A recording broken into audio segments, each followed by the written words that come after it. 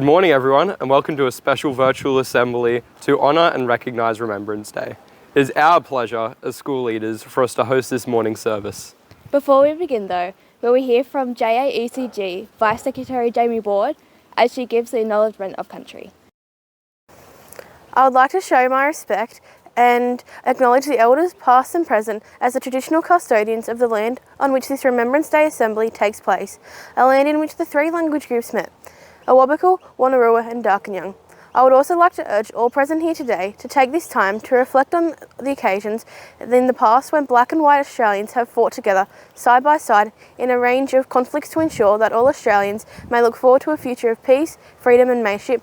In this arena of education, may we learn from their common goal and walk together towards the future they fought for. Thank you, Jamie. On Remembrance Day, we pay respect to the historical moment when at 5 a.m. on the 11th of November 1918, three government representatives accepted the armistice terms presented to them by the Allied commander, General Ferdinand Foch of the French Army. The armistice became effective at 11 a.m. the same day, and the 4-year-long First World War ended.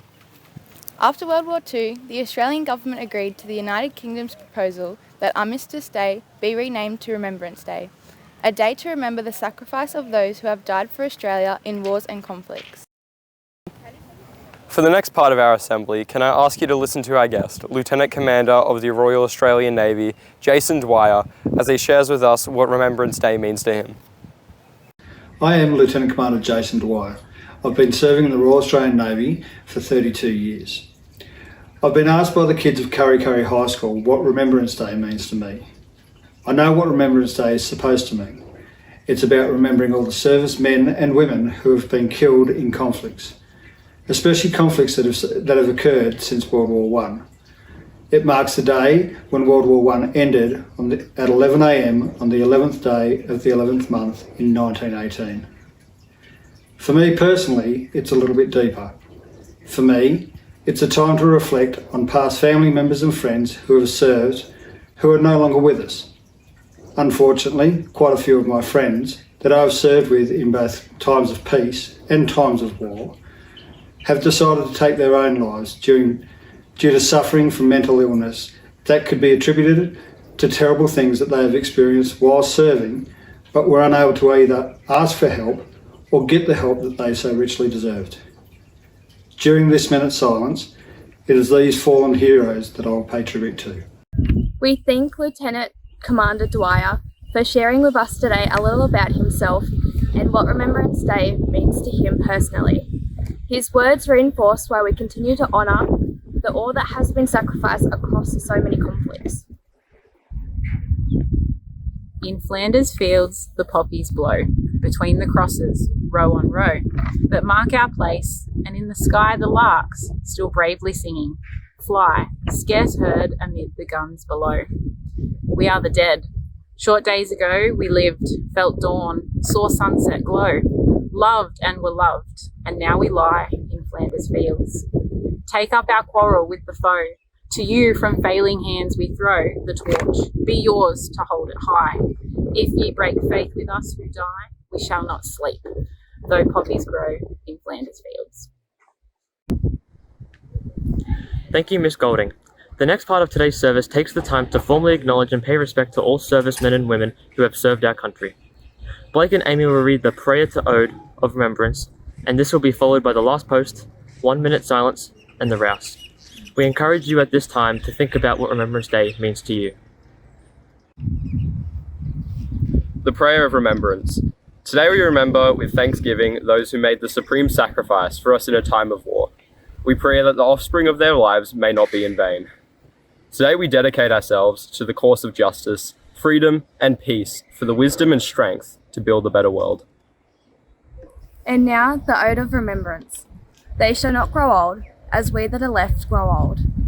Age shall not weary them, nor the years condemn. At the going down of the sun, and in the morning, we will remember them. Lest we forget. Lest we forget.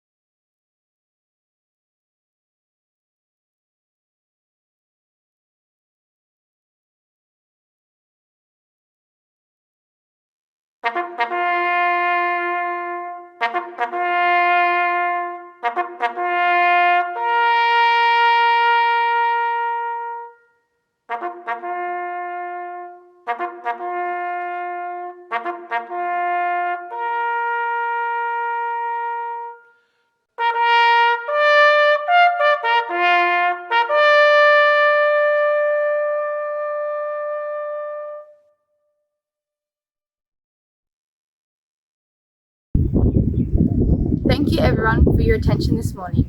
This brings our Remembrance Day service to a close, but as we finish today, please do take a few minutes to reflect on how important those 3 words are that we say on these days of remembrance, lest we forget. Thank you and enjoy the rest of your day.